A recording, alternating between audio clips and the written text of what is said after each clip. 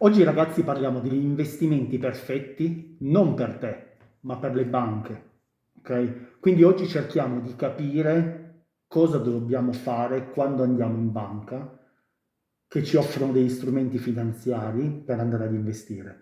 Perché ragazzi, prima di tutto dobbiamo capire che la banca fa i propri interessi, perché è un'impresa e in quanto impresa deve fare utile, deve fare interesse, deve fare il bene proprio. Il bene non è quello dell'investitore, ma il bene dei propri manager, dei propri dipendenti, ok? E della vita di quell'azienda nei prossimi anni. Poi cercheremo, una volta capito questo elemento, cercheremo di capire quali sono gli esempi eclatanti di prodotti che ci vengono dati, che in qualche modo sono studiati apposta dalle banche per cercare di irretirci. Detto questo, cercheremo poi di capire quali sono gli elementi che noi possiamo tenere in considerazione per cercare di evitare di andare a fare questi errori e quindi quali sono le soluzioni, le alternative che noi abbiamo per cercare di determinare le nostre scelte per non farci prendere per il naso dagli istituti finanziari, dalle banche quando ci propongono i loro investimenti, ok? Quindi è un video stra interessante, stai fino alla fine perché cambia radicalmente il successo dei nostri investimenti. Perché ragazzi, tutti quanti io penso abbiano vissuto questa esperienza, tutti coloro che sono andati in banca molto spesso si sono chiesti ma eppure il mercato quest'anno è salito del 15%, del 10% e io più o meno ho sempre gli stessi soldi dell'anno precedente.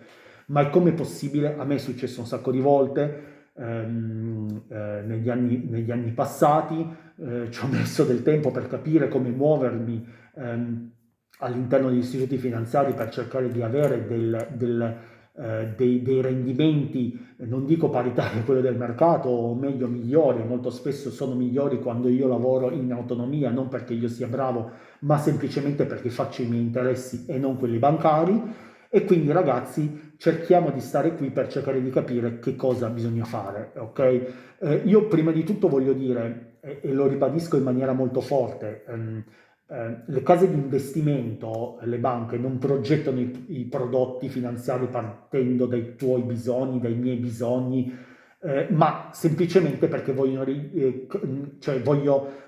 generare delle fee, no? Quelle che vengono chiamate delle fee, dei ricavi ricorrenti, ok?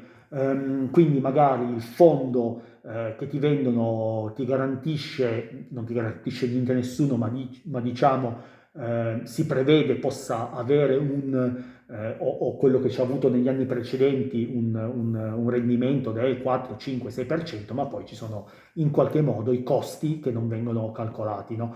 Oppure poi ci sono dei sistemi per vincolarti all'interno di un investimento per non farti uscire, no? Quindi fanno l'interesse proprio non, molto spesso non quello dell'investitore.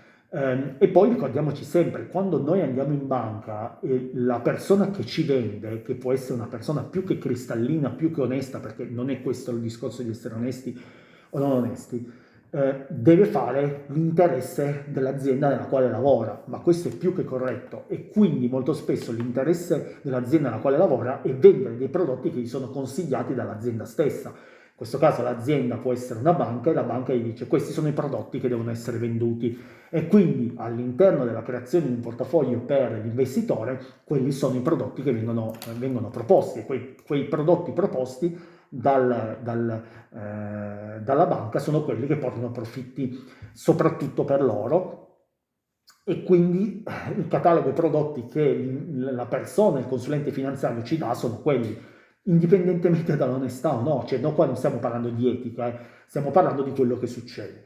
E poi perché molto spesso queste persone hanno degli incentivi a vendere, no? Anzi, molto spesso sono spinte a vendere per raggiungere determinati budget e per dire se tu raggiungi questo budget alla fine dell'anno avrai un bonus, ma molto spesso anche senza garantire un bonus, cioè ne va del successo o dell'insuccesso di quella persona all'interno di quell'istituto finanziario come consulente finanziario. Perché se tu non raggiungi i target che ti vengono dati a fine anno, se non lo fai per qualche anno, la banca non è così felice del tuo operato e può anche in qualche modo rivedere la tua posizione, no?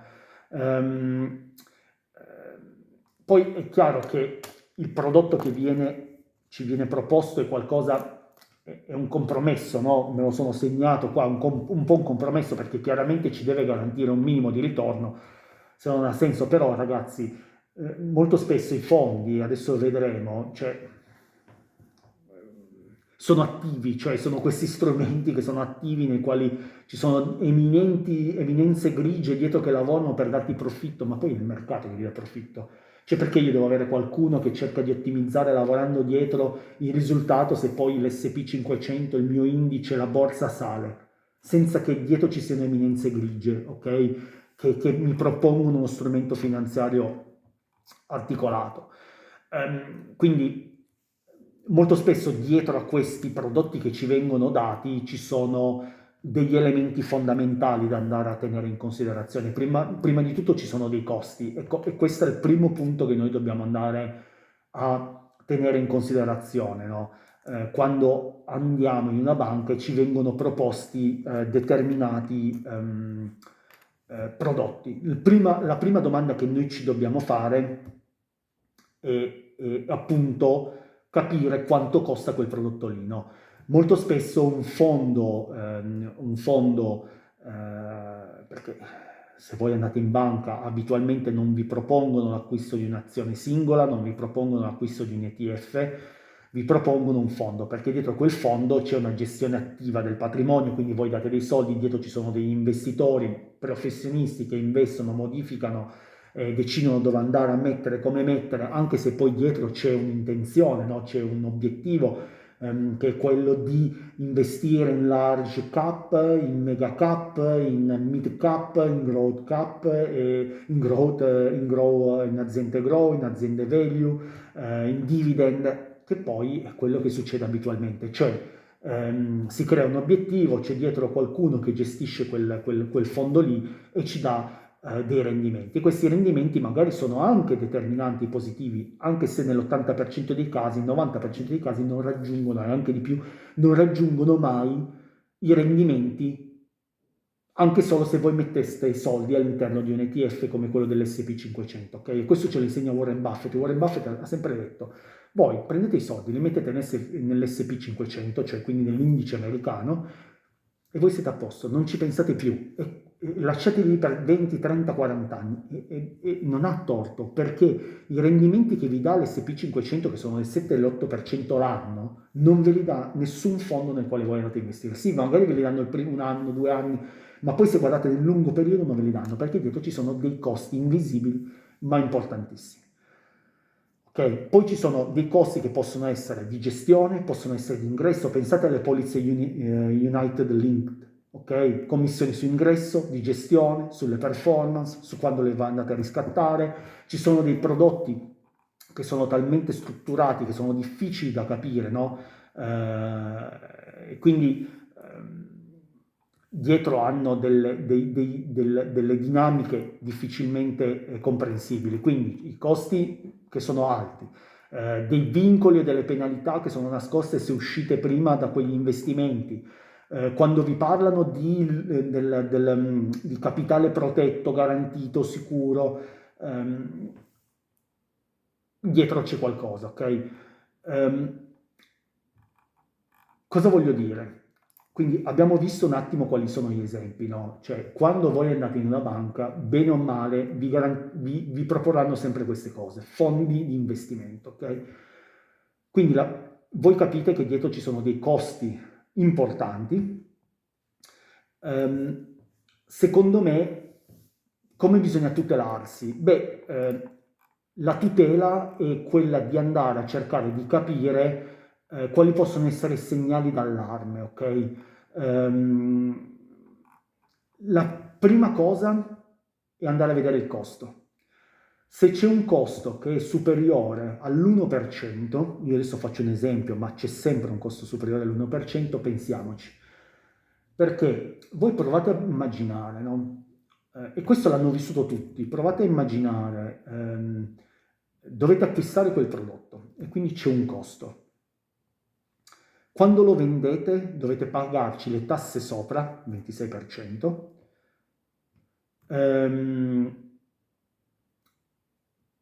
capite bene che alla fine il rendimento, anche se è del 4, 5, 6% l'anno, pensate a quanto vi mangiate attraverso l'investimento in un fondo, ok? Soprattutto se ha dei costi di gestione dell'1,5, 2%, 2,5%. Voi pensate bene che andare a investire in ETF magari ha dei costi dello 0,04%, dello 0 massimo 2%, 3%, 4%, cioè parliamo di cifre totalmente, di costi totalmente diversi. E vi assicuro che i rendimenti non sono assolutamente diversi, anzi sono più alti quando voi lasciate i soldi all'interno di un indice che non andare a investire in fondi attivi. E poi, questo è un primo campanello d'allarme, quindi voi quando arrivate dovete chiedervi assolutamente qual è il costo e voi dovete chiedere al vostro consulente finanziario qual è il costo di quell'attività lì.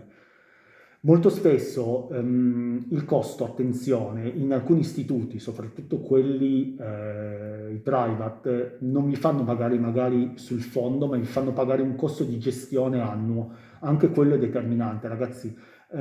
Considerate queste cose perché in patrimoni piccoli o grandi, cioè se voi pensate di perdere già solamente il 2%, 2% e mezzo di gestione, di costi di gestione annui, voi se avete 100.000 euro, capite bene che già il 2.000, 2.500 euro le perdete. E in un anno nel quale magari fate il 5, voi vi ritrovate già con 2,5, comunque quei 5-6 mila che fate sono tassati al 26, quindi vi tolgono già altri 1.000 euro.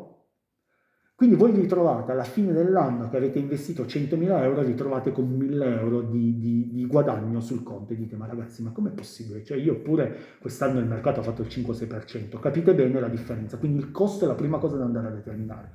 La seconda ragazzi è la complessità. Se la persona davanti a voi non vi spiega come funziona quello strumento o ve lo spiega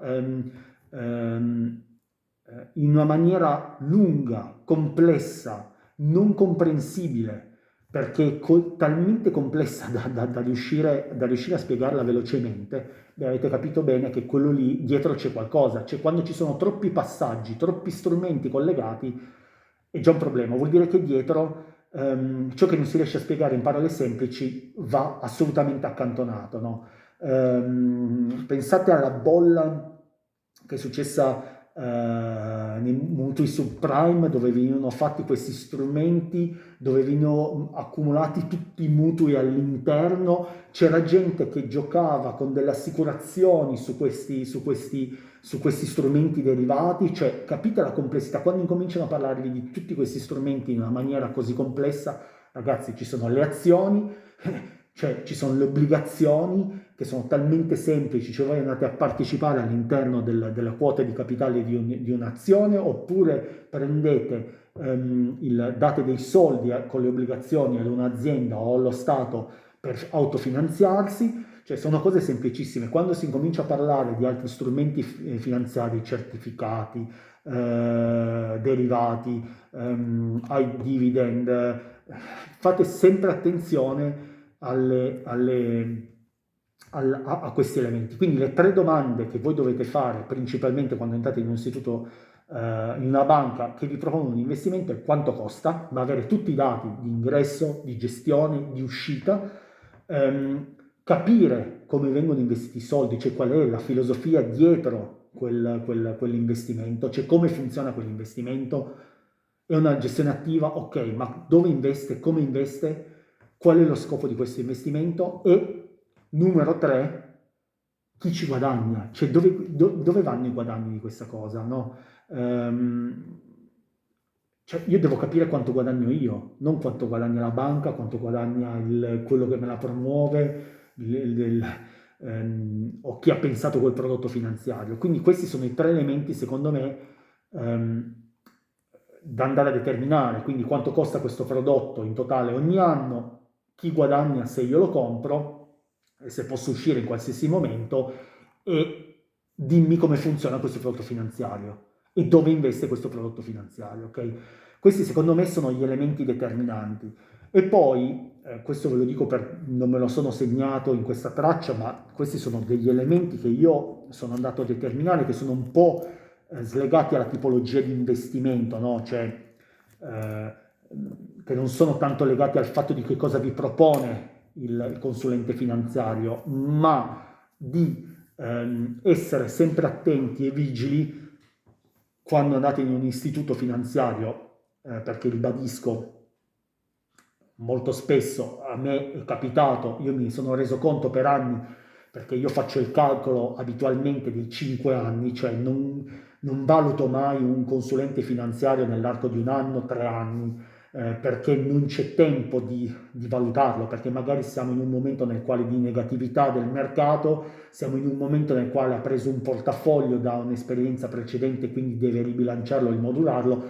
Una persona deve essere valutata almeno nei 5 anni, 5-10 anni. Ecco, in quei 5-10 anni, ma già in 5 anni si ha la percezione di chi sia di avanti, di che cosa si propone. Quindi prima di tutto dovete tenere una persona almeno per 5 anni, cioè non è possibile che andate in una banca, un giorno parlate con uno, un giorno parlate con un altro. Questo non può accadere perché ogni persona ha una propria esperienza, ha una propria tipologia di investimento e chi fa il consulente finanziario deve pensare a come voi volete investire, alla vostra personale capacità di investimento, di rischio rendimento, cioè ci deve essere un audit iniziale nel quale capite, l'investitore capisce chi siete, come siete e in qualche modo vi conoscete, capisce le vostre competenze, capisce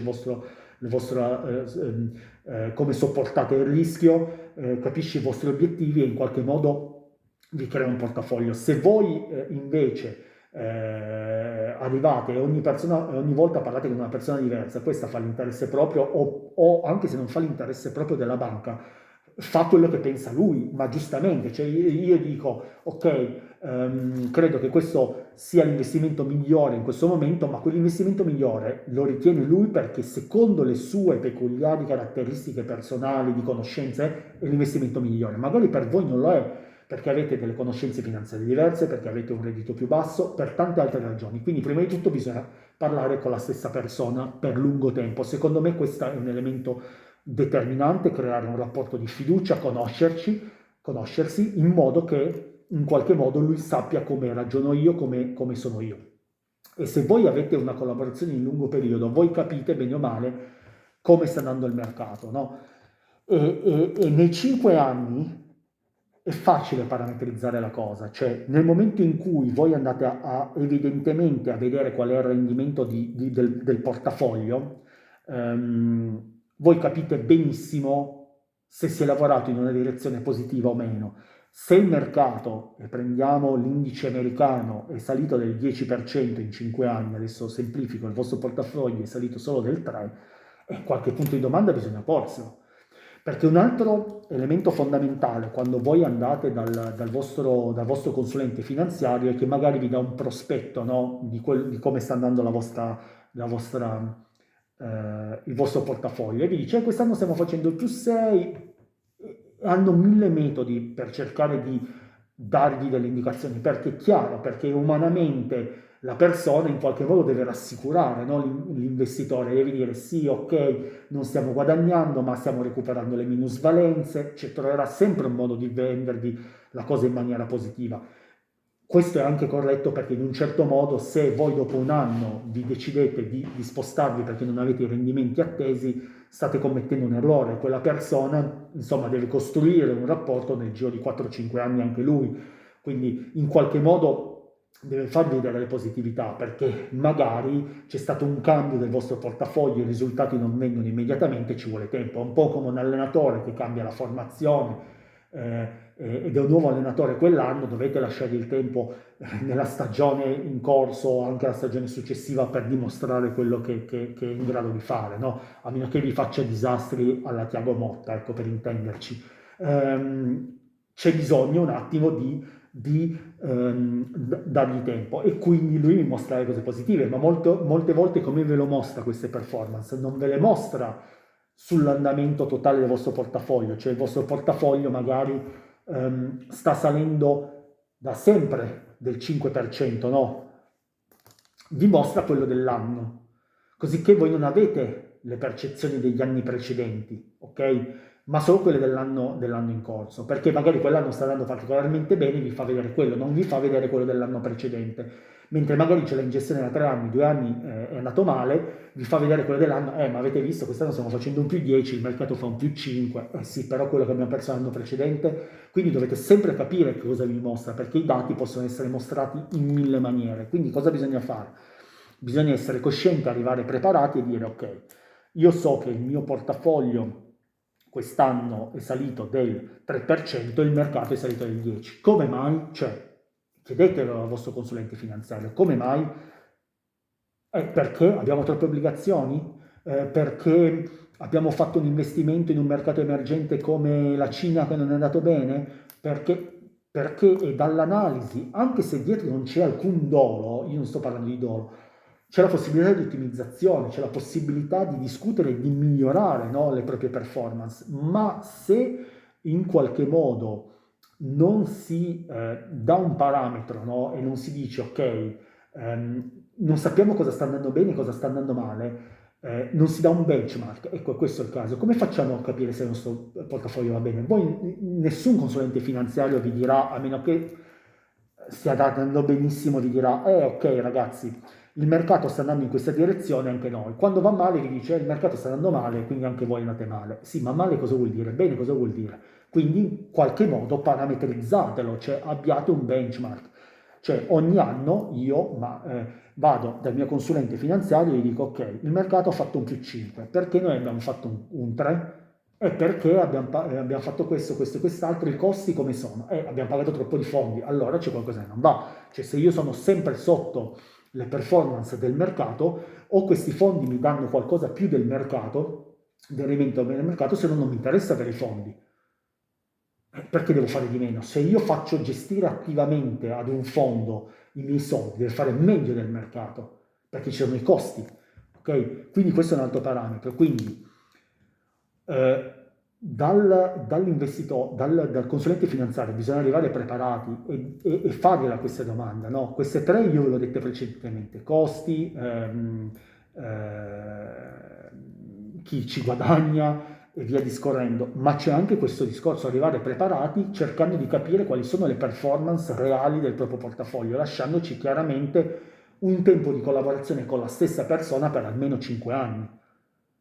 Poi è chiaro che non è che, cioè, tu puoi guadagnare sempre più del mercato o guadagnare come il mercato, perché ognuno fa delle scelte diverse, magari si ha un rischio, una sopportazione a rischio più bassa, quindi si scelgono dei strumenti molto più conservativi, ma i costi che noi paghiamo li dobbiamo sapere, i rendimenti che noi abbiamo annuali e nelle performance dei 5 anni li dobbiamo sapere.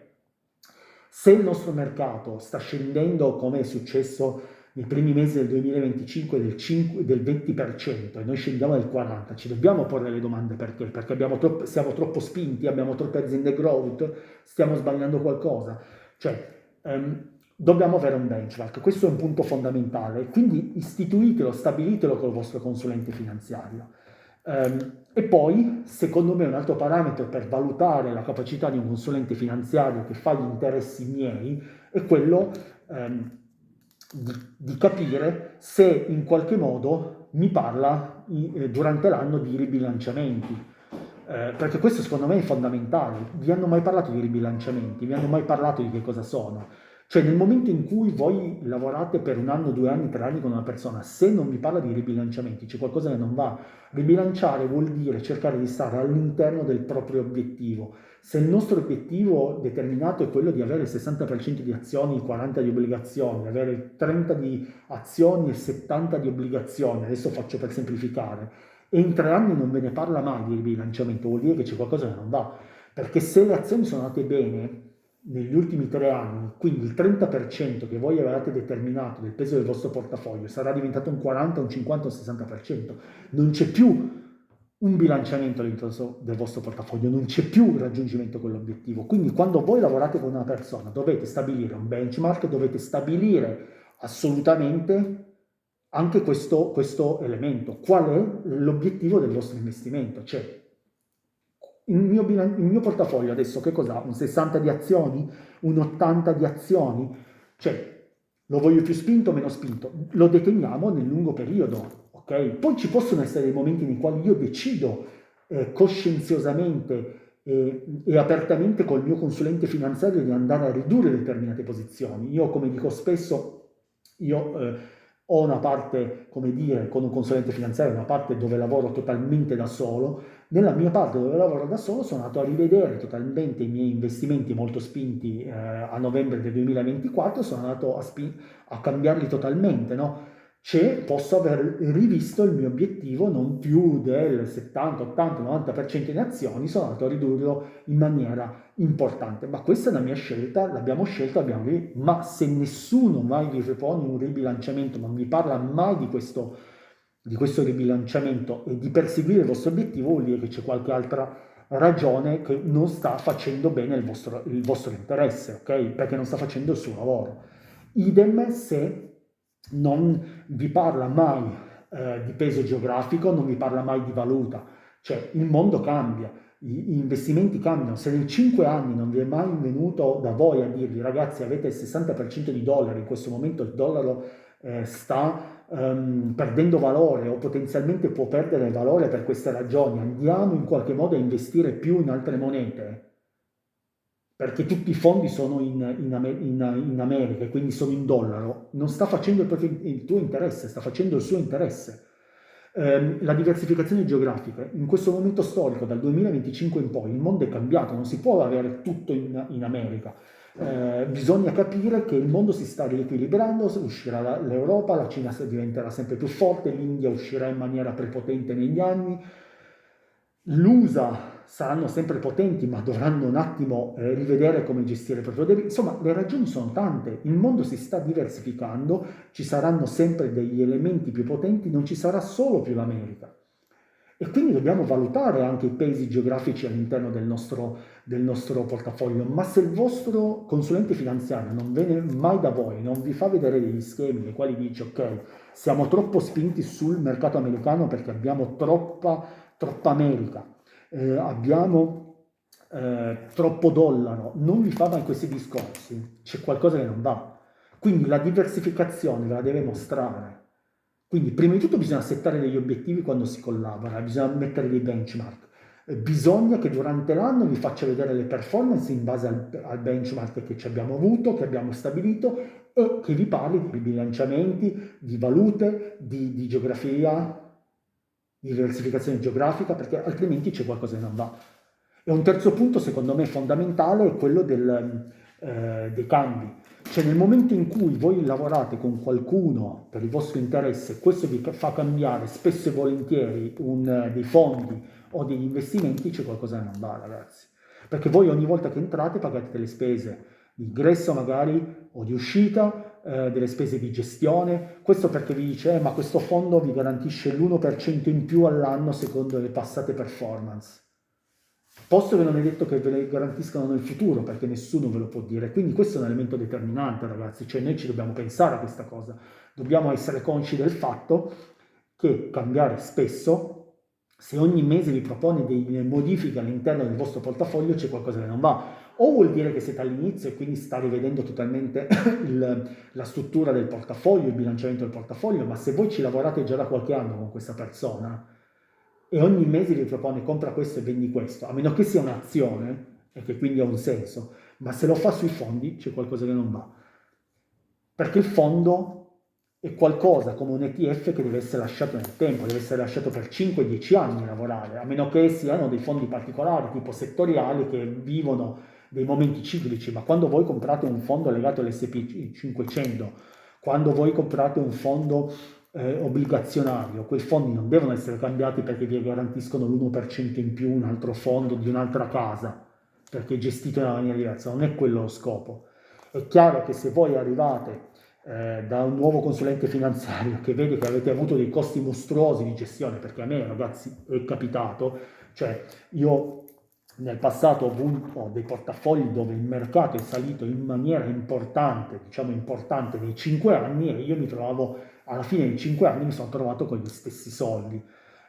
Cioè, l'ho capito troppo tardi, queste cose le ho imparate sulla mia pelle, non è che Quindi quello che voglio dire è che è determinante, cioè capire mensilmente, trimestralmente se lo vogliono fare, semestralmente, ma parlare di ribilanciamenti, parlare di diversificazione, parlare di benchmark e quindi parlare di pochi cambi, parlare di mantenere una struttura, cioè quando si parte con un nuovo consulente finanziario bisogna determinare una struttura, un obiettivo e tenere quello per qualche anno. Poi è chiaro che ci possono essere delle modifiche in base ai cicli economici, magari in base a delle notizie importanti che sono accadute, a dei cambi di obiettivo, perché noi abbiamo bisogno di soldi, ma ragazzi è determinante avere, se non vedete che non ci sono queste cose del consulente finanziario, c'è qualcosa che non va. Ma allora cosa possiamo fare? Questa è una cosa fondamentale secondo me.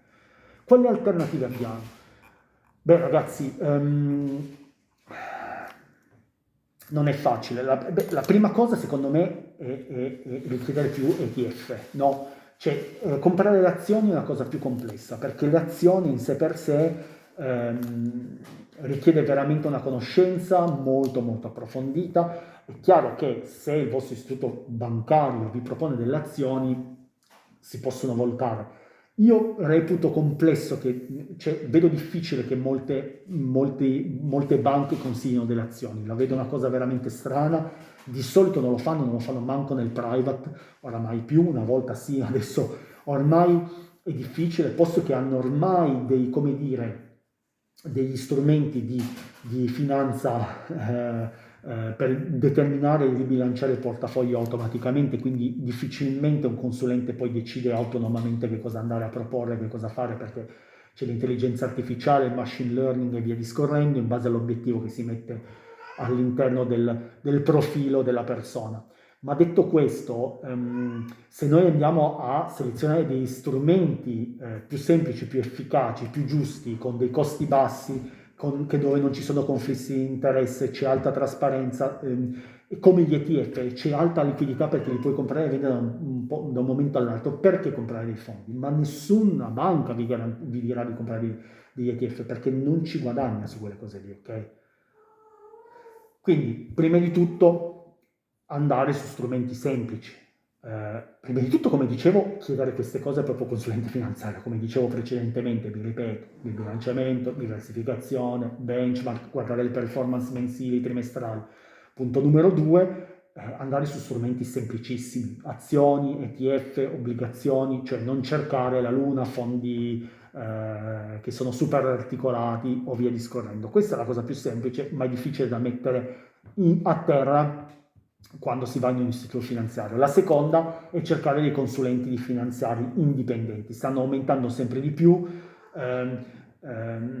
lì c'è una pianificazione molto spesso professionale, c'è un problema secondo me, cioè bisogna trovare dei consulenti finanziari indipendenti dei quali in qualche modo ti puoi fidare, no? Perché sbagliare la persona basta un attimo, cioè questo ritorniamocelo sempre, perché negli istituti finanziari si può sbagliare, ma in qualche modo c'è una parvenza di sicurezza, perché la persona che vi consiglia comunque fa parte di un team, fa parte di un istituto bancario di una certa importanza. Se voi prendete un consulente finanziario indipendente, se vi fa bruciare tutti i vostri stipendi perché vi fa fare tutte opzioni o vi fa mettere tutto in criptovalute, ragazzi lì. Quindi sui consulenti finanziari sicuramente sono indipendenti, quindi sono molto più trasparenti e molto spesso lavorano molto più per l'interesse dell'investitore, però è chiaro che poi devono avere capacità, perché è meglio uno in banca che è costretto a offrirgli dei prodotti che non uno che non ha competenze che fa il consulente finanziario. Ma secondo me la vera alternativa a cosa bisogna fare è avere educazione finanziaria, ragazzi. Questo è il punto determinante, questo è quello che il punto nodale di questo video, cioè io quello che voglio dire è che sempre di più bisogna diventare consapevoli ed educati finanziariamente, quindi la finanza personale deve diventare uno degli strumenti più importanti della nostra vita. Noi insomma andiamo a scuola, impariamo storia, geografia, matematica, l'educazione finanziaria è fondamentale perché è determinante per la nostra vita, per tutte le cose, perché in base a quanto guadagniamo, quanto guadagneremo quando andremo in pensione, quanto facciamo adesso, come investiamo i nostri soldi, non stiamo bene solo noi, sta bene la società, perché una persona consapevole, che investe bene, che lavora bene, e che ha i soldi permette di stare bene a tutta la società, perché investe, perché spende e perché tutti bene, l'ecosistema sta bene. Quindi quello che dico sempre io è di essere persone sempre più consapevoli, cioè quando andiamo in banca dobbiamo essere preparati, non possiamo arrivare in banca e chiedere cosa facciamo del nostro conto, vorrei guadagnare un po' di più, no, cioè dobbiamo arrivare già sempre di più preparati, come dicevo prima, prepararci sul nostro conto, che cosa abbiamo, dove investiamo, quanto investiamo e quindi cercare di capire di essere preparati non solo sul nostro portafoglio ma anche a livello economico, capire cosa succede nel mondo, quindi avere delle idee, se ci sono i tassi di interesse che si abbassano cosa succede, se non lo so, cosa sono le azioni, come funzionano le obbligazioni, insomma la parte fondamentale secondo me è avere educazione finanziaria, quindi è chiaro, bisogna studiare, informarsi, non solamente attraverso la comunicazione dei giornali, perché serve relativamente, bisogna studiare sui libri, ormai su internet c'è una marea di informazione di alta qualità della quale bisogna nutrirsi e cercare di migliorarsi per avere più educazione, perché avere più educazione vuol dire risparmiare meglio, vuol dire gestire meglio i propri soldi, vuol dire non farsi prendere per il naso quando si va in banca e di essere capaci di sostenere un dialogo con colui che ci propone degli investimenti finanziari, perché ragazzi quando noi andiamo a comprare una macchina noi lo sosteniamo un discorso con loro, anche se non siamo prettamente forti conoscitori del mezzo, no, dello strumento, perché sappiamo come funziona, non è che siamo dei meccanici, insomma, no? Neanche l'investitore è un meccanico che conosce perfettamente al 100% come funziona il fondo di investimento, non lo sa manco lui, perché manco lui è informato su quella cosa. Quindi, in qualche modo, dobbiamo pareggiare le sue conoscenze e se non abbiamo capito, chiedergli che cosa succede, ok? Chiedergli cosa vuol dire questo. Okay? Perché molto spesso vi fanno il MiFID e in base al MiFID vi propongono degli strumenti finanziari, magari vi fanno il MiFID e vi mettono un rischio molto alto, come se rispondono al posto vostro, adesso esagero, non lo dico perché in realtà non si può fare ragazzi, io penso sempre che le persone chiaramente abbiano un'etica e ce l'hanno, ma molto spesso, come dicevo prima, sono spinte in qualche modo volontariamente o involontariamente a dover vendere dei prodotti, quindi dobbiamo essere noi che in qualche modo cerchiamo di essere razionali, preparati, sapere come si costruiscono dei portafogli, che quindi ci vuole diversificazione geografica, di asset, ci vuole magari anche delle materie prime, ci vuole dell'oro, quindi informarsi, leggere e studiare, perché senza di quello veramente diventa complesso comprendere cosa succede, perché quando noi andiamo a comprare una macchina spendiamo 10, 20, 30 mila euro e sappiamo che quella macchina la andremo a vendere e la venderemo a 5 mila euro quando la venderemo dopo 7 anni e sappiamo già cosa ci succederà. Quando noi compriamo dei strumenti finanziari noi non sappiamo cosa succederà e nessuno lo sa. Quindi dobbiamo essere ancora più attenti, dobbiamo essere più studiosi, più attenti. Cioè, il problema è che molto spesso noi andiamo in banca senza essere preparati, ok? E ci prepariamo per anni, per mesi a comprare una cucina, a comprare una macchina che costa 10-15 mila euro, ma non ci poniamo più di tanto il problema di andare a investire 100 mila euro all'interno di un istituto bancario, ok? Quindi c'è un po' questo paradosso, cioè diventare molto più consapevoli, studiare molto di più negli anni. È chiaro che gli errori, ragazzi, li fanno tutti, anche le persone più consapevoli. In finanza sbagliano anche quelli che sanno tanto, però dagli errori si impara e diventare più consapevoli e informarsi è assolutamente fondamentale, ok? Quindi l'educazione finanziaria è il grimaldello attraverso il quale noi possiamo in qualche modo resistere a fare il nostro interesse. Solo noi in qualche modo possiamo fare il nostro interesse. Molto spesso, ripeto, non è lo stesso consulente finanziario perché il consulente finanziario non conosce perfettamente le nostre esigenze, perché andiamo in una banca e magari parliamo ogni volta con una persona diversa. Quindi io spero ragazzi di essere stato utile, ditemi le vostre esperienze, io adesso ne ho parlato in maniera negativa e per carità ci sono delle banche che non voglio dire che demonizzare in sé per sé gli istituti finanziari, ma far capire come funzionano gli istituti finanziari, che sono fatti di budget, sono fatti di premi, sono fatti di prodotti finanziari che devono essere venduti, e mentre ci sono dei mondi paralleli che tu puoi anche, nei quali investire in maniera autonoma, no? Cioè, senza però arrivare all'investire in maniera autonoma, perché magari ci vogliono anni e ci vogliono molti errori per andare a investire in maniera autonoma.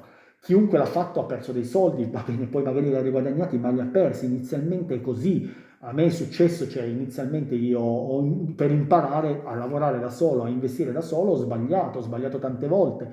Nel tempo si capisce cosa è più giusto, cosa è più sbagliato, gli errori li farai sempre, ma lavorerai sempre con un rischio rendimento che ti permetterà sempre nel tempo di pareggiare o di guadagnare, piuttosto che perdere.